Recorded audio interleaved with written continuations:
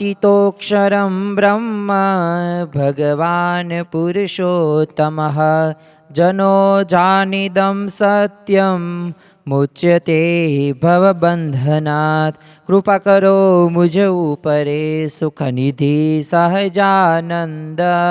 गुण तमारा गाववा बुद्धि आपजो सुख कंद। गुण तमारा गाववा बुद्धि आपजो सुख कंद। श्री स्वामिनारायण भगवाननी जय। अक्षर पुरुषोत्तम महाराजनी जय। गुणातीतानंद स्वामी महाराजनी जय। प्रमुख स्वामी महाराजनी जय। प्रगट गुरु हरि महंत स्वामी महाराजनी जय। સુરત અક્ષરધામ મહોત્સવની જય। દરેક દિવ્ય હરિભક્તોને ભાવથી સ્નેહભર્યા જય સ્વામી નારાયણ। આમ તો તપ કરીએ, વ્રત કરીએ, જપ કરીએ કે પ્રદક્ષિણા કરીએ કે દંડવટ કરીએ, દરેક સાધનમાંથી કંઈક તો ફળ આપણને પ્રાપ્ત થતું હોય છે, પરંતુ સર્વે સાધનમાં ફળ એટલે કે દિવ્ય ભાવ એ આપણા જીવનની અંદર આવવો ખૂબ જરૂરી છે। આપણે ઘણા બધા વર્ષોથી સત્સંગ કરતા હોઈએ અને ગુણાતીત ગુરુ પરંપરાના ચરિત્રો સામે જોઈએ અને જો આપણને મનુષ્ય ભાવ આવતો હોય તો આપણી કંઈક સાધનામાં કંઈક ખામી છે। શ્રીજી મહારાજે એ દાદા ખાચરના દરબારની અંદર ઘણી બધી એવી મનુષ્ય ચરિત્રો કર્યા, પરંતુ દાદા ખાચરે એ દરેક ચરિત્ર એ મનુષ્ય ચરિત્ર તરીકે લેતા નહોતા, પરંતુ નિર્દોષ બુદ્ધિથી એક દિવ્ય ભાવથી પોતે વર્તતા હતા। તો એવી રીતે આપણા જીવનની અંદર પણ દિવ્ય ભાવ હોવો જરૂરી છે। આજના પ્રવચનની અંદર આ દિવ્ય ભાવ અને મનુષ્ય ભાવ વિશે વાત કરવી છે। સાથે સાથે ભગવાન શા માટે મનુષ્ય જેવા થાય છે? કોઈક આપણને આવો પ્રશ્ન પૂછે કે ભગવાનમાં વિશેષ પ્રીતિ થાય અને જો ભગવાન જે સ્વરૂપે આપણને દર્શન આપે ને, બધાને દર્શન આપે ને, તો ઘણા બધા સત્સંગી થઈ જાય અને ઘણા બધા ધર્મના માર્ગે પણ આવતા રહે, પણ આ મનુષ્ય જેવા કેમ ચરિત્રો કરતા હશે, મનુષ્ય જેવા કેમ ધારણ પોતે કરતા હશે દેહ? તો જ્યારે આવા પ્રશ્નો જ્યારે આપણને પૂછવામાં આવે ત્યારે આપણે નિશબ્દ થઈ જઈએ છીએ, આપણી પાસે કંઈ જવાબ હોતો નથી। પરંતુ આજે આપણે એવા 5 કારણોનું વિશે વાત કરવી છે, ભગવાન શા માટે મનુષ્ય જેવા થાય છે। ભગવાન સ્વામિનારાયણ એક મનુષ્ય ચરિત્ર એમને કરે છે એવું નહીં, રામ ભગવાને પણ મનુષ્ય ચરિત્ર કરેલું છે, શ્રી કૃષ્ણ ભગવાને પણ મનુષ્ય ચરિત્ર કર્યું છે। એ અર્જુનને પ્રતીતિ એટલી બધી નહોતી આવતી, એમનું તો વિશ્વ સ્વરૂપ એ રૂપ જોયું અર્જુને અને ત્યારબાદ કહ્યું કે બસ હવે આ રૂપ મારાથી જોવાતું નથી, જેમ હતા એવા ને એવા થઈ આવો। તો જો ભગવાનનું સ્વરૂપ જો આપણે યથાર્થ જોઈ શકતા નથી અને આપણા સામાન્ય ચક્ષુથી તો આપણે જોઈ જ ન શકીએ। એ તો અર્જુનને પણ એ દિવ્ય ચક્ષુ આપેલા હતા, ત્યારે પોતે એ શ્રી કૃષ્ણ ભગવાનનું સ્વરૂપ એ પોતે જોઈ શક્યા હતા અને અન્ય જોઈ પણ નહોતા શક્યા। એકવાર છે ને બિરબલને અકબરે એક પ્રશ્ન પૂછ્યો કે આમ તમારા હિન્દુઓની અંદર આ ભગવાન પૃથ્વી ઉપર આવે તો આમ કેવું વિચિત્ર કહેવાય, આમ બધું ત્યાં જ એમને કામ કરી દેવું જોઈએ ને, અને કરતા હરતા તો ભગવાન છે। તો બિરબલ તો હોશિયાર, અને જે હોશિયાર હોય એ તાત્કાલિક જવાબ ન આપે, આપણે હાજર જવાબી હોય, આપણી પાસે જેવો જવાબ હોય ને એવો દઈ દઈએ। પણ બિરબલ ત્યારે કંઈ ન બોલ્યો, ત્યારે એના મનમાં વિચાર કર્યો કે આનો જવાબ આપણે ક્યારેક દેશું અને પ્રેક્ટિકલ રૂપે દેશું તમતાર। તે 2-5 દિવસ એમના પસાર થવા દીધા અને જમુનામાં અકબર સાથે એક નાવની છે ને શેર કરવા માટે આ બિરબલ જાય છે। હવે સામે છે ને બીજી નાવમાં અકબરના એક શાહજાદાનું એક મીનનું પૂતળું એને અગાઉથી બનાવીને બેસાડી રાખેલું। હવે અચાનક શાહજાદો નદીમાં પડ્યો, એટલે અકબરે તો આ જોયું ને તરત તે પોતે નદીમાં પડ્યો અને શાહજાદાને બચાવે છે, પણ જોયું તો પૂતળું તો મીનનું હતું। હવે મજાક કરી અકબર સાથે, એટલે બિરબલને તો ભય થોડોક આવી ગયો, પણ બિરબલની આ યુક્તિ હતી, એટલે અકબરે પ્રથમ તો ગુસ્સો કર્યો અને કહ્યું કે તને ભાન નથી બળતું કે આવી રીતના મજાક કરાય કે ન કરાય, અત્યારે મજાક કરવાનો સમય છે, આમાં મારું મૃત્યુ થઈ જાય તો? અને ત્યારે બિરબલે વાત કરી, જો જેમ તમે તમારા પુત્રને બચાવવા માટે પાણીમાં ઉતર્યા ને, એમ 5 દિવસ પહેલા તમે પ્રશ્ન એક પૂછેલો કે આ તમારા ભગવાન પૃથ્વી ઉપર શા માટે આવે છે? કેવું વિચિત્ર કહેવાય. તો એનો જવાબ છે કે એમ છે ને, અમારા ભગવાન પણ એમના ભક્તોને ઉગારવા માટે પૃથ્વી ઉપર મનુષ્ય અવતાર ધરે છે. અને ખરેખર પ્રભુ પૃથ્વી ઉપર જ્યારે મનુષ્યાકૃતિ ધારણ કરે ને, એ આપણા હિન્દુ ધર્મની એક પાયાની માન્યતા છે. હિન્દુ ધર્મની 4 માન્યતાઓ, નિત્ય જે આપણે મૂર્તિ પૂજા કહીએ છીએ, કર્મનો સિદ્ધાંત કહીએ છીએ, આપણે વેદોને માનીએ છીએ, આપણે શાસ્ત્રોને માનીએ છીએ. તો આ આપણી માન્યતાઓ છે. એમાંની જ એક માન્યતા એટલે કે ભગવાન પૃથ્વી ઉપર આવે છે, અવતાર ધારણ કરે છે. તમે જુઓ કે પ્રહલાદની રક્ષા કરવા માટે ભગવાને નૃસિંહ અવતાર ધારણ કર્યો. રાવણનો વધ કરવા માટે એક ભગવાને રામ, જો તમે જોઈ શકો છો કે મર્યાદા પુરુષોત્તમ તરીકે રામ ઓળખાય છે. એમનામાં ગુણો પણ આપણને જોવા મળે છે, પણ જો એ મનુષ્ય જેવા થયા ને, એ અધર્મનો જ્યારે પણ એ વધતો હોય ને, ત્યારે ભગવાન આ પૃથ્વી ઉપર આવે જ છે. યદા યદા હિ ધર્મસ્ય ગ્લાનિ ભવતુ ભારત. જ્યારે જ્યારે પણ એ અધર્મનું જ્યારે વધે છે, ત્યારે ભગવાન આવે જ છે. અને આ મુજબ જ તે શ્રીજી મહારાજે પણ એક કરુણા કરી છે અને પૃથ્વી ઉપર એક મનુષ્ય રૂપે પોતે ધારણ કર્યા છે, પોતે પ્રગટ્યા છે.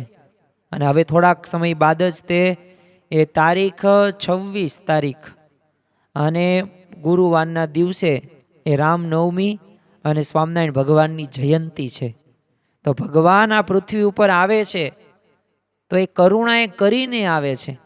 અને શ્રીજી મહારાજે ભગવાન મનુષ્ય રૂપે અવતરે છે તો એમાં દિવ્યતા જોવાની એક વિશિષ્ટ દ્રષ્ટિ છે ને. આપણે જ્યારે વચનામૃત વાંચીએ ત્યારે આ વચનામૃત પંચાળા પ્રકરણનું 7મું, તો એની અંદર શ્રીજી મહારાજ આપણને કહે છે, જો આ વાતો, આ શબ્દો એ આપણા જીવનની અંદર એ આપણે યાદ રાખવા જેવા છે. થોડાક સમય પૂર્વે જ તે હોળી અને ધૂળેટીનો પાવન પર્વ ગયો, તારીખ 2 અને 3 સોમ અને મંગળવારે. પરંતુ આપણને ખ્યાલ હશે કે શ્રીજી મહારાજે પણ આવા પુષ્પ દોરોત્સવ 32 કરેલા હતા, રંગોત્સવ જેને આપણે કહીએ છીએ.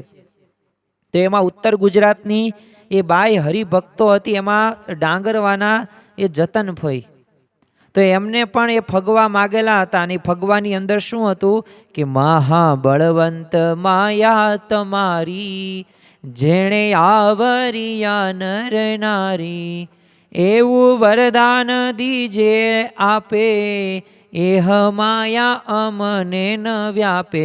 આ તો મેં તમને એક કડી કીધી, એક ફગવા કીધું. આવે તો એમને ઘણી બધી માગણીઓ કરેલી છે. અને એ ભક્ત ચિંતામણી ગ્રંથની અંદર સદગુરુ નિષ્કાંત સ્વામીએ 64મા પ્રકરણની અંદર એ બધી તે માંગણીઓ લખેલી છે. ને એક સરસ મજાની પ્રાર્થના સ્વરૂપે, આમ તો સ્વામિનારાયણ સંપ્રદાયની અંદર પ્રાર્થનાઓ ઘણી બધી છે, પણ એમાં સર્વશ્રેષ્ઠ પ્રથમ નંબરની જો પ્રાર્થના હોય ને તો આ મહાબળવંત માયા તમારી. પણ એમાં છેલ્લી કડીએ ફગવા જ્યારે આપે છે ત્યારે Shriji Maharaj all in one master key આપે છે. એ શું કહે છે કે આ બધી તમારી ફગવાર્યા ને માગણી એ બધી હું સ્વીકાર કરું છું, પણ તમે મને નિર્દોષ જાણજો, નિર્દોષ બુદ્ધિ કેળવજો. એટલે શું? દિવ્ય ભાવ. એટલે ભગવાનની દરેક લીલામાં આપણે શું માનવાનું છે? દિવ્ય ભાવ માનવાનો છે. નિર્દોષ છે ભગવાન. તો જો આ પ્રકારની ભાવના જ્યારે સ્પષ્ટ થશે, અત્યારે વર્તમાન કાળે પણ એ પરમ પૂજ્ય મહંત સ્વામી મહારાજની અમુક ક્રિયાઓ તમે જુઓ કે મનુષ્ય જેવી લાગે, પણ ખરેખર એ મનુષ્ય જેવી ક્રિયાઓ નથી. એમાં આપણે દિવ્ય ભાવ રાખવાનો છે, નિર્દોષ બુદ્ધિ રાખવાની છે. આ જ્યારે રાખવામાં આવશે ત્યારે ખરેખર આપણને શાંતિનો અનુભવ થશે. અને લીલાઓ જ્યારે દિવ્ય લીલા ચરિત્રો જ્યારે સંભાળીશું ને ત્યારે આપણને પણ અંદરથી ગમશે.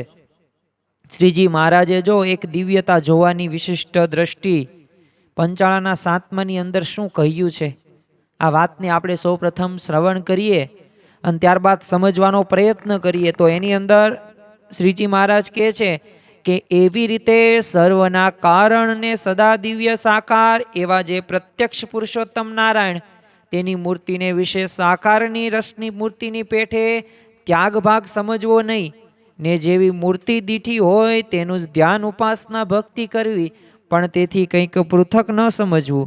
અને તે ભગવાનમાં જે દેહભાવ જણાય છે તે તો નટની માયાની પેઠે સમજવો, અને જે આવી રીતે સમજે તેને તે ભગવાનને વિશે કોઈ રીતે મોહ થતો નથી. અને એવા તેજોમય દિવ્ય મૂર્તિ જે ભગવાન તે જીવોના કલ્યાણને અર્થે ને પોતાને વિશે 9 પ્રકારની ભક્તિ જીવોને કરાવવાને અર્થે કૃપાએ કરીને પોતાની જે સર્વે શક્તિઓ ઐશ્વર્ય પાર્ષદ એને સહિત થકા જ મનુષ્ય જેવા થયા છે. ત્યારે પણ જે એવા મર્મના જે જાણનારા છે તે ભગવાનનું સ્વરૂપ અક્ષરધામને વિશે જેવું રહ્યું છે તેવું જ પૃથ્વીને વિશે જ ભગવાનનું મનુષ્યનું સ્વરૂપ રહ્યું છે તેને સમજે છે. પણ તે સ્વરૂપના વિશે તે આ સ્વરૂપને વિશે લેશ માત્ર પણ ફેર સમજતા નથી. અને આવી રીતે જેણે ભગવાનને જાણ્યા તેને તત્વે કરીને ભગવાનને જાણ્યા કહેવાય, અને તેને માયાની નિવૃત્તિ થઈ કહેવાય. અને એમ જે જાણે તેને જ્ઞાની ભક્ત કહીએ ને તે એકાંતિક ભક્ત કહીએ. અહીંયા શ્રીજી મહારાજે વાત થોડીક કરી છે, પણ અગત્યની અને મહત્વની વાત કરી છે. પ્રથમ તો એમને શું કીધું કે માયાથી નિવૃત્તિ ક્યારે કહેવાય, જ્ઞાની ભક્ત ક્યારે કહેવાય, એકાંતિક ભક્ત ક્યારે કહેવાય કે દરેક ક્રિયાની અંદર પોતે દિવ્ય ભાવ રાખે. અને એ દિવ્ય ભાવ રાખે તો સમજી લેવાનું કે માયાથી પર થઈ ગયા. આમ તો 5 અનાદિ તત્વની વાત આપણે સંપ્રદાયની અંદર ઘણી બધી વખત કથા વાર્તા અને સંતોના મુખેથી સાંભળેલી છે કે જીવ ઈશ્વર માયા બ્રહ્મ અને પરબ્રહ્મ આપ્યું શ્રીજી મહારાજે પંચતત્વ જ્ઞાનમ. તો આ જીવ અનાદિથી આ માયાથી અટવાય છે. અને જન્મ મરણ કરાવવામાં જો કોઈ મુખ્ય જવાબદાર હોય ને તો એ તત્વ કયું, તો એ માયા છે. માયાથી પર કોણ છે? બ્રહ્મ છે, અક્ષર છે, અક્ષર બ્રહ્મ છે. અને એમનો આપણે સંગાત કરવાનું છે ને એમને સંગાત કરવા માટે દિવ્ય ભાવ કેળવવો જરૂરી છે. જ્યારે આ વાત સમજશું ને ત્યારે આપણે જ્ઞાની ભક્ત કહેવાશું, ત્યારે આપણે એકાંતિક ભક્ત કહેવાશું, અને ત્યારે આપણે માયાથી પર પણ થઈ શકીશું અને ભગવાન અને સંતનું સાચું સ્વરૂપ પણ ઓળખાશે, નિષ્ઠા પણ પાકી થઈ જશે. અને જો શ્રીજી મહારાજે અક્ષરધામના અધિપતિ એવા સર્વોપરી સદા દિવ્ય સાકાર મૂર્તિ પોતે જ છે એવો સંકેત કર્યો છે. છતી દેહે જે દિવ્ય થવાની એક માસ્ટર કી આપી છે. છતી દેહ એટલે શું કે આપણે અક્ષરધામમાં જઈએ એ પૂર્વે આપણે એવું છતી દેહ દિવ્ય ભાવ પ્રાપ્ત કરી નાખીએ. અને દરેક ભક્તો કે હરિભક્તો મુક્તો બધા બાળકો હોય શિશુ હોય દરેકને આપણે દિવ્ય મુક્તો જ સમજીએ. એ દિવ્ય ભાવ હોય ને તો આ શક્ય છે. બ્રહ્મ સ્વરૂપ ભગતજી મહારાજ તમે જુઓ કે એવી પોતે સાધના કરેલી અને સાક્ષાત્કાર એમને કરેલો હતો, તો એવી બ્રાહ્મી સ્થિતિને પોતે પ્રાપ્ત કરી શક્યા. પણ એના મૂળની અંદર શું હતો? દરેકને બ્રહ્મની મૂર્તિ સમજતા હતા.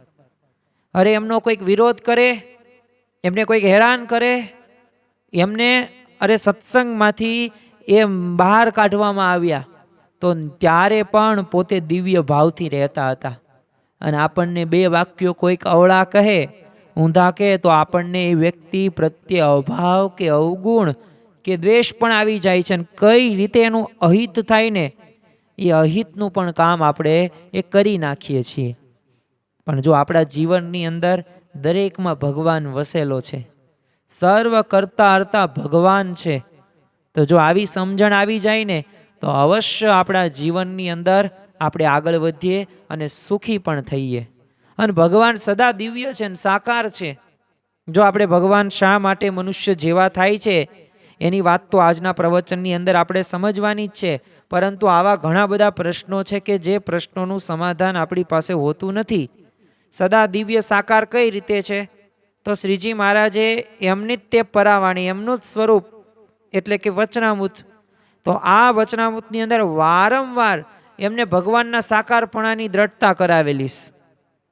અને જો આપણે ભગવાનને સાકાર ન સમજીએ તો પાછું એનું ઘણું બધું નુકસાન કે ઘણું બધું પાપ આપણને પણ લાગે છે. આપણે થોડાક વચનામૃતોના સંદર્ભો જોઈએ. તમે જુઓ કે ગઢડા પ્રથમનું 37મું 71મું આ વચનામૃતની અંદર શ્રીજી મહારાજે વાત કરી છે કે ભગવાનના સાકારપણાની સમજણ એ શ્રીજી મહારાજનો મત, અભિપ્રાય, સિદ્ધાંત છે. તમે 55નું પહેલું જોવો, ગઢડા મધ્યનું 35મું જુઓ તો એની અંદર પણ કહ્યું છે કે ભગવાનનું કરતાપણું ન રહે. જો ભગવાનને તમે સાકાર ન સમજો ને તો પછી કરતાપણું ન રહે. એટલે આપણે જે કરતા હરતાનો વિચાર છે એને આપણે ન્યૂન કરી નાખ્યો. અરે ભગવાનનો દ્રોહ થયો કહેવાય જો આપણે ભગવાનને સાકાર ન સમજીએ ને તો. અને પંચ મહાપાપ કરતાંય વધુ પાપ લાગે છે. અરે ગુણ માત્ર દોષરૂપ થઈ જાય, ગમે તેવા તમારા ગુણ સારા ન હોય. લોયાનું 16મું વચનામૃત તો એની અંદર મહારાજે સ્પષ્ટ કહી દીધું છે કે દોષરૂપ થઈ જાય. અને ઉપાસનામાં ખામી કહેવાય, ગઢડા અંત્યનું 35મું. અને માયા પર તો આપણે થઈ જ ન શકીએ. તો જો આપણે જ્યારે વચનામૃત જ્યારે ગ્રંથનો અભ્યાસ કરીએ ત્યારે પણ આપણને ખ્યાલ આવે કે આપણે જો આ મનુષ્ય ભાવ રાખતા હોય ને ભગવાનને જો આપણે સાકાર ન સમજતા હોય તો આટલા બધા નુકસાનો આપણને થતા જોવા મળે છે. નાવલીના તે કશ્યાભાઈને જો અદ્વૈતીના યોગે નિરાકારણની એમને સમજણ થયેલી કે ભગવાન તો આકાર વગરના છે, નિરાકાર છે. પણ પછી તો ભગવાનંદ સ્વામીએ સાકારપણાની નિષ્ઠા દ્રઢ કરાવી એટલે શ્રીજી મહારાજે એક શુષ્ક વેદાંતીનો સંગ કરવાની પછી તો ના પાડી છે. શા માટે? કારણ કે એ પોતે ભગવાનનું સાકારપણાને સાવ એટલે સાવ ખંડન કરી નાખે છે. ખરેખર તો આપણા જીવનની અંદર એક જ્ઞાન પણ સાચું હોવું જરૂરી છે. હવે આપણે એક અગત્યનો અને મહત્વના પ્રશ્નની વાત આજના પ્રવચનની અંદર કરવાના છીએ અને એ આપણો મુખ્ય આજના પ્રવચનનો વિષય છે કે ભગવાન શા માટે મનુષ્ય જેવા થાય છે. હવે જ્યારે આપણને આ પ્રશ્ન પૂછવામાં આવે ત્યારે આપણી પાસે એક જવાબ તો હોય જ છે કે એ તો ભક્તોના લાડ લડાવવા માટે ભગવાન આવે છે અને કલ્યાણ માટે આવે છે.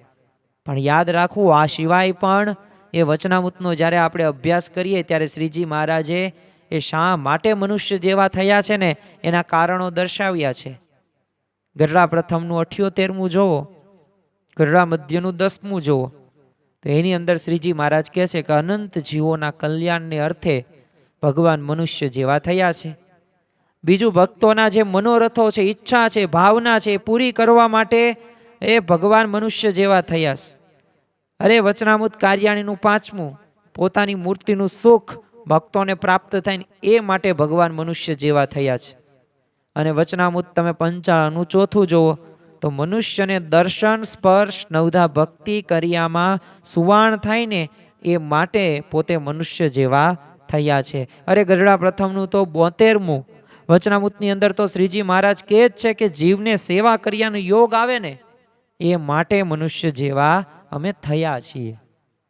તો ખરેખર આ બધાય કારણો અને આ બધાય તે જ્યારે આપણે વેલિડ એક સ્વાભાવિક રીતે એક સ્પષ્ટતા સાથે આપણે વાત કરીએ ત્યારે આ બધાય કારણોના લીધે, આ બધાય એ મુદ્દાઓના લીધે એ ભગવાન મનુષ્ય જેવા થયા છે. અને જો જીવોનું કલ્યાણ કરવા જ તે મનુષ્ય જેવા થયા છે. એ આપણે એ મુદ્દાને જો સમજીએ થોડાક તો નિષ્કાંત સ્વામી પોતે 64 પદીની અંદર પોતે લખે છે કિયા કીડી કરી મેળાપ ભેળો થાવા ભારે ભેદ છે રે, કિયા પૂર્ણ પુરુષોત્તમ આપ કિયા જીવ જેને બહુ કેદ છે રે, અતિ અણમળિયાણું એહ મળવું માઇક અમાઇક ને રે, એ તો દયા કરી ધરી દેહ આવે ઉધારવા અનેક રે રે, તે થાય એનો મેળાપ જ્યારે નર્તન ધરે નાથજી રે, કહે નિષ્કુળાનંદ આપ ત્યારે મળાય એને સાથજી રે. ક્યાં કીડી અને ક્યાં હાથી, પણ જો આ મેળાપ થયો બહુ મોટા આપણા ભાગ્ય કહેવાય. માનો મળી છે મોટી વાત, તો આ વાત રહીને મોટી મળી છે પણ જૂજવીને આપણે રાખવાની છે, એને જતી કરવાની નથી, જવા દેવાની નથી. ઘણી બધી વખત કેવું કરીએ છીએ આપણે, સાંભળીએ છીએ પછી સાથે સાથે એક કાને સાંભળીએ અને બીજા કાને આપણે જવા પણ દઈએ છીએ. તો આપણા જીવનની અંદર જે પ્રકારની સ્થિતિ આવવી પડે એ પ્રકારની સ્થિતિ ન આવે. તો એના માટે શું જરૂરી છે કે આપણે મહિમા સમજીએ, પ્રાપ્તિનો વિચાર કરીએ. એક નાનું બાળક પથ્થરની બખોલમાં છે ને પોતે જતું હતું, તો મા બાપ ચિંતા કરવા લાગ્યા કે ઓહો આ બાળક તો બખોલમાં જાય છે, કંઈક થઈ જશે. તે એક બુદ્ધિશાળીએ છે ને ઉપાય બતાવ્યો કે એના છે ને જેવડા નાના નાના બાળકોને છે ને બહાર તમે રમતા મૂકો તો બાળકોને રમતા જોઈને ઓલું પેલું બાળક હતું ને એ બખોલમાં જતું પથ્થરને, તે આપોઆપ પોતે બહાર આવી ગયું અને બાળકો સાથે રમવા માંડ્યું. એમ છે ને માયાની બખોલની અંદર એ આપણે છે ને બધા ભરાયેલા જીવો છીએ. કોઈક કામમાં, કોઈક ક્રોધમાં, કોઈક લોભમાં, કોઈક માનમાં. તો આવા કામ ક્રોધાદિક સ્વભાવોના બખોલની અંદર આપણે બેઠા છીએ. હવે આપણે અહીંયા બહાર આવવાનું છે. એ માયાના એ આસક્તિમાંથી અનાસક્ત તરફ જવાનું છે.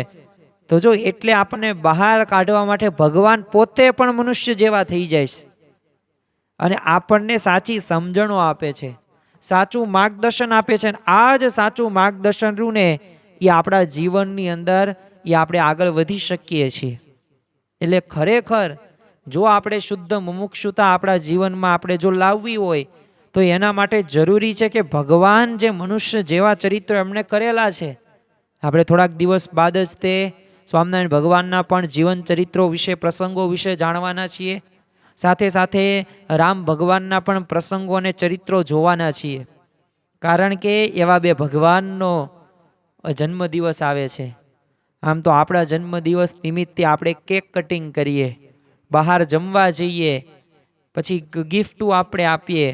પણ જો આ ભગવાનના અવતારોને જો આપણે સાચો જન્મદિવસ ઉજવવો હોય ને તો એમના એ દિવ્ય ચરિત્રો આપણે સાંભળીએ અને આપણા જીવનની અંદર જો આપણે સુધારો કરીએ ને તો એ સાચો જન્મદિવસ આપણે ઉજવ્યો કહેવાશે.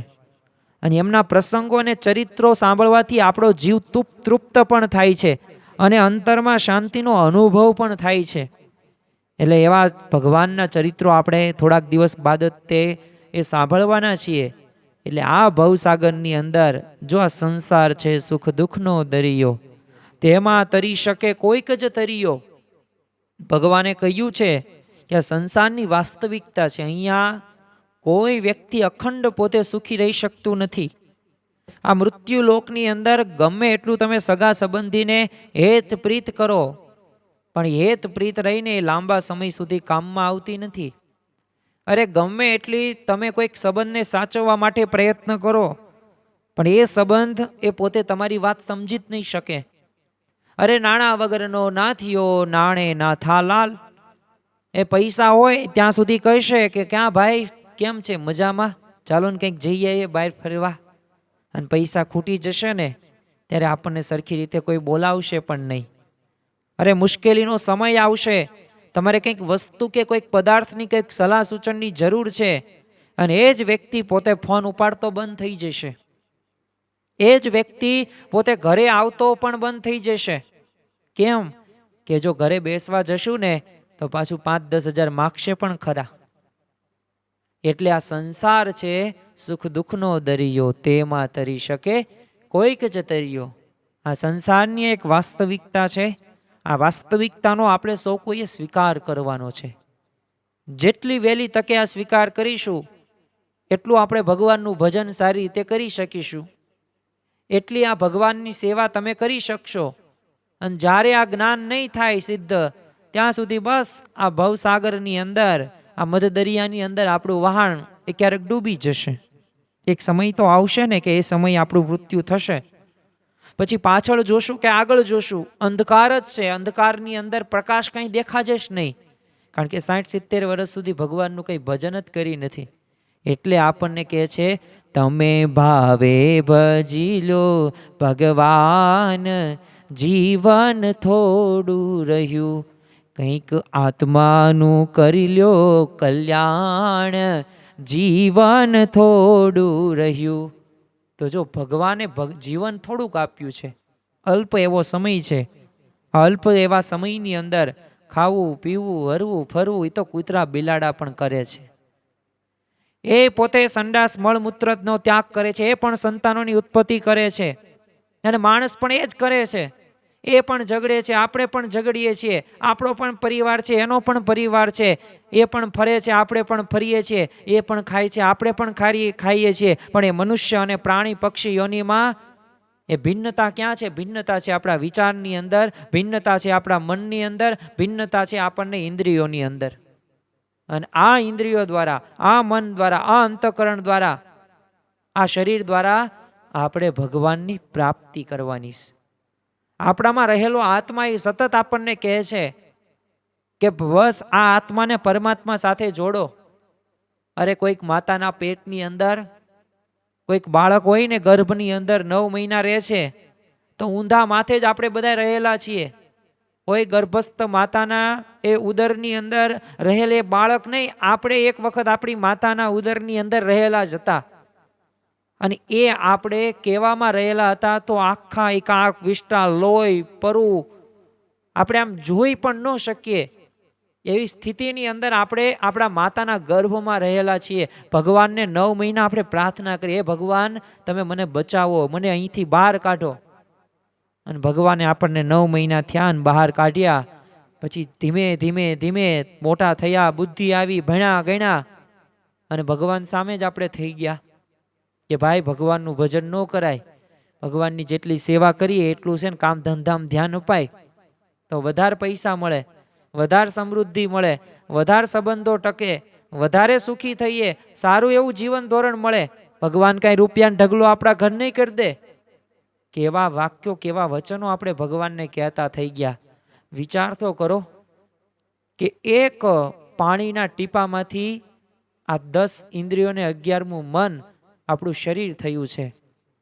છે કોઈની તાકાત આવી કે એક બીજમાંથી બીજ સમાન લાગે, પણ તરબૂચ ખાવ તો અલગ, કેરી ખાવ તો અલગ, સફરજન ખાવ તો અલગ, નારંગી ખાવ તો અલગ, નાળિયેર ખાવ તો અલગ, બધાયમાં અલગ વિભિન્નતા જોવા મળે છે.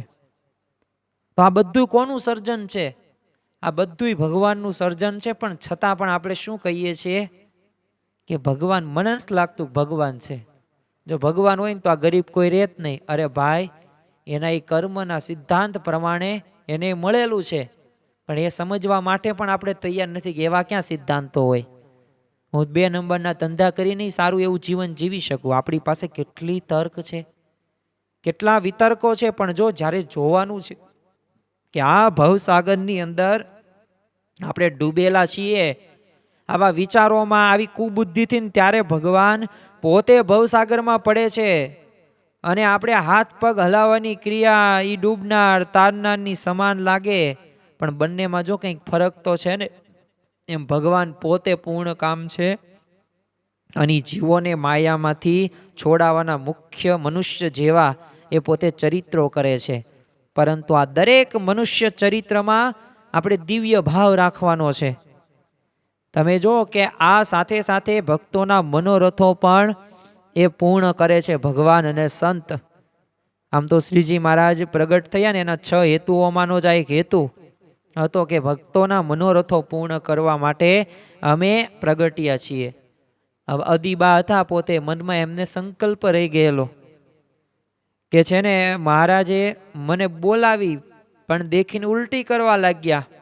કારણ કે ત્યારે ભગવાને એક એવું મનુષ્ય ચરિત્ર કર્યું કે મારે લગ્ન કરવા, મારે પરણવું છે. અદીબા અને પંચાળાના ઝીણાભાઈના તે બહેનને તૈયાર કરવામાં આવે છે. હવે અદીબા તો પોતે આમ આશ્ચર્યચકિત થઈ જાય છે કે ઓહો, મને મારી પસંદગી થઈ. અને પોતે બધી પ્રકારે 16 શણગાર સ્વરૂપે પોતે આવે છે. મહારાજે જોયા અને પોતે ઉલટી કરવા લાગ્યા, આને દૂર લઈ જાઓ, દૂર લઈ જાઓ. સ્પર્શ પણ કર્યો નહીં. અને ત્યારે અદીબાએ જો સંકલ્પ કરેલો કે એક મહારાજે મારો સ્પર્શ પણ ન કર્યો, ભલે લગ્ન ન કર્યા, એ તો એમનું ચરિત્ર છે.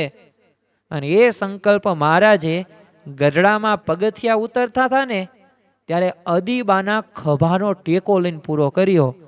પણ ત્યારે પાછા ગઢાળીના આંબા શેઠ દરરોજ વહેલા બ્રાહ્મ્ય મુહૂર્તમાં જાગે અને પોતે દાંતણ લઈને ગઢપુર આવે, ગઢડાની અંદર શ્રીજી મહારાજને અર્પણ કરે. અને સારી સારી બધી મીઠાઈઓ હોય કે ફળો હોય, ગાડા ભરી ભરીને ગઢડા મોકલાવે, સંતો પરમહંસો, અને શ્રીજી મહારાજને અર્પણ કરે. આવી ભાવનાવાળા, પણ મનુષ્ય ભાવ આવી ગયો. આને થોડા ભગવાન કહેવાય. આ તો અદીબાનો આમે તો સ્પર્શ કર્યો શરીરનો, તો જો એને મનુષ્ય ભાવ આવી ગયો.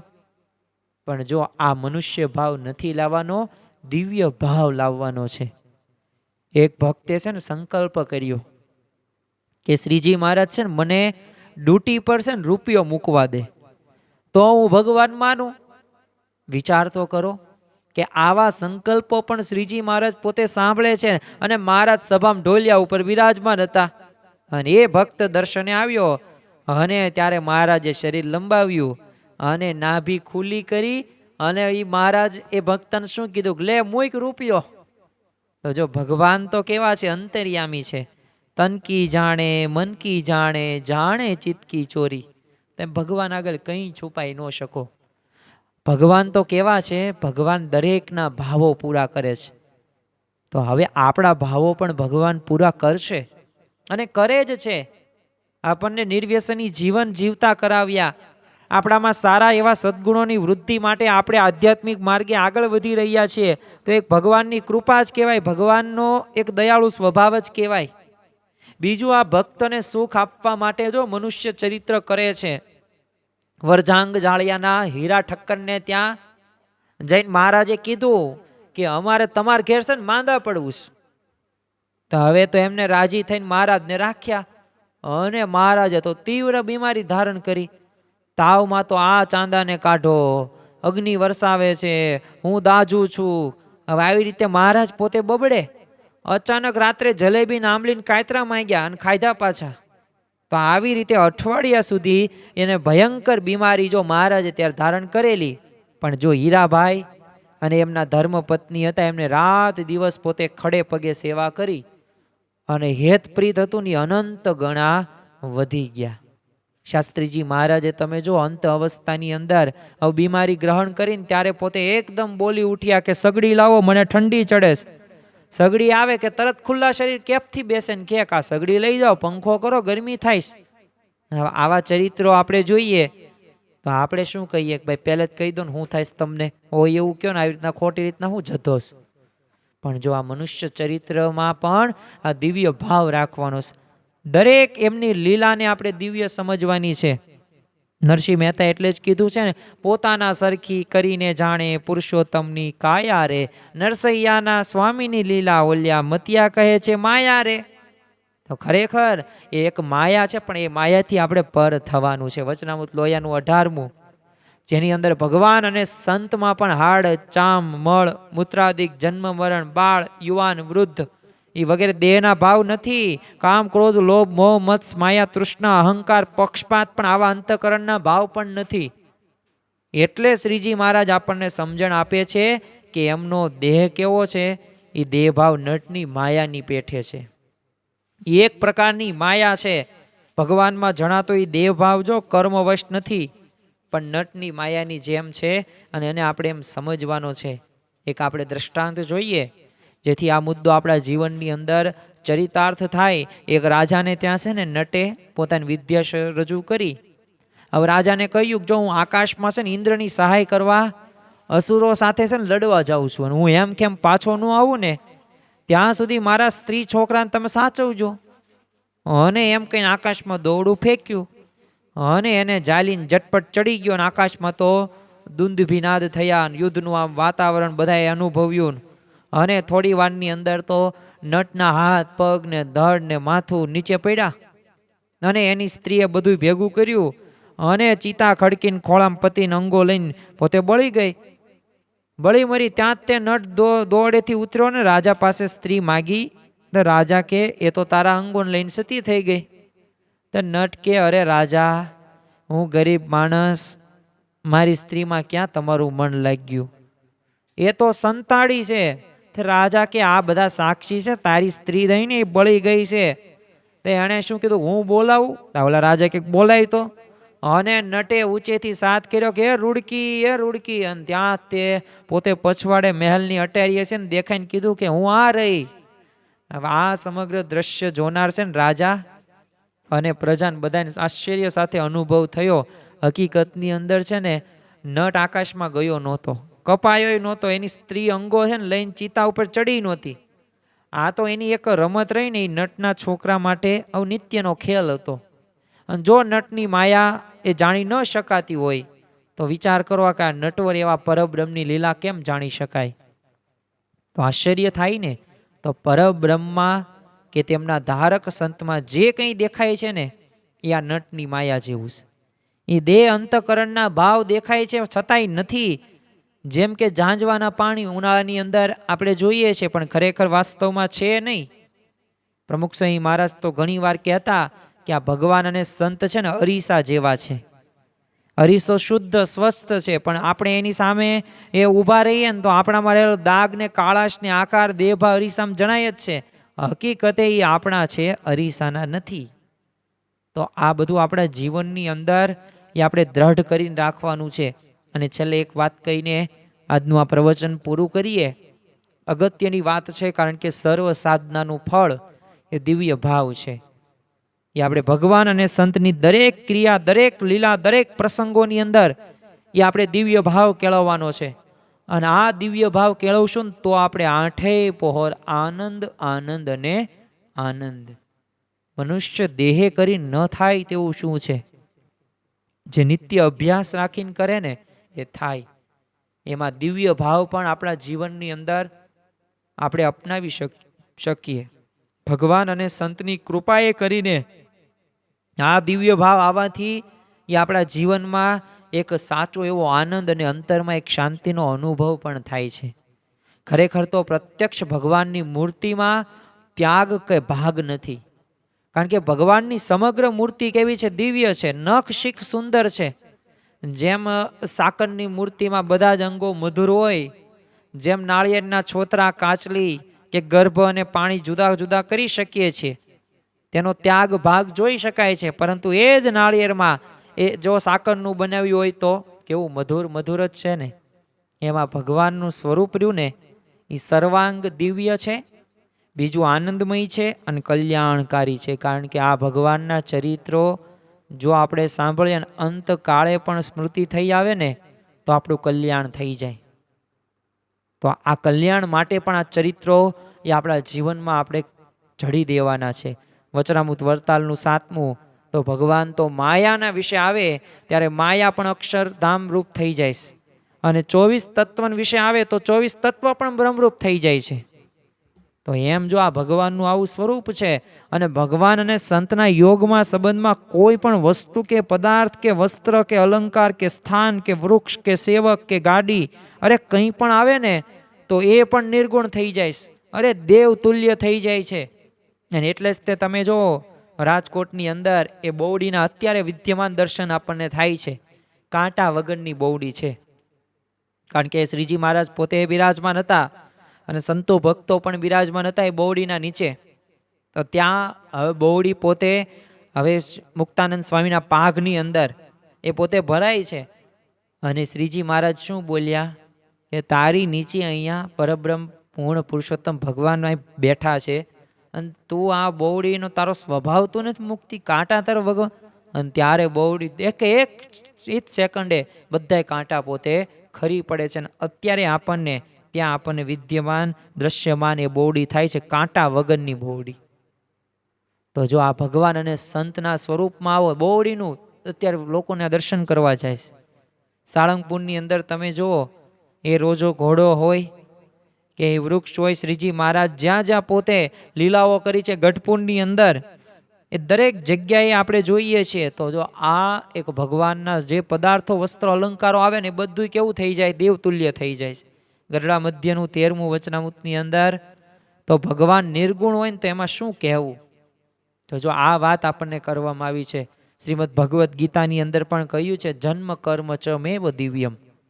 શ્રી કૃષ્ણ ભગવાન અર્જુનને કહે છે કે મારા જન્મ અને કર્મને જે દિવ્ય માને છે ને તે દેહ મૂકીને મને પામે છે, પણ ફરી જન્મ મરણને પામતો નથી. તો આ દિવ્ય ભાવની તાકાત, એટલે કહ્યું છે સર્વ સાધનાનું મત્રનું જે ફળ રહ્યું ને એ દિવ્ય ભાવ છે. અને એ આપણા જીવનની અંદર આપણે અપનાવવાનો છે. અને યોગીજી મહારાજ તો કહેતા, શાસ્ત્રીજી મહારાજની રજે રજ જેટલી ક્રિયા પણ છે ને કેવી છે? દિવ્ય છે, દિવ્ય છે, દિવ્ય છે. તો આપણે પણ શાસ્ત્રો કે સંતો કે હરિભક્તો કે આપણા ઘરના સભ્યોને દરેકને આપણે દિવ્ય માનીએ. અને મહંત સ્વામી તો કહે છે કે ઘરમાં જે સભ્યો રહ્યા ને એ અક્ષરધામના મુક્તો છે.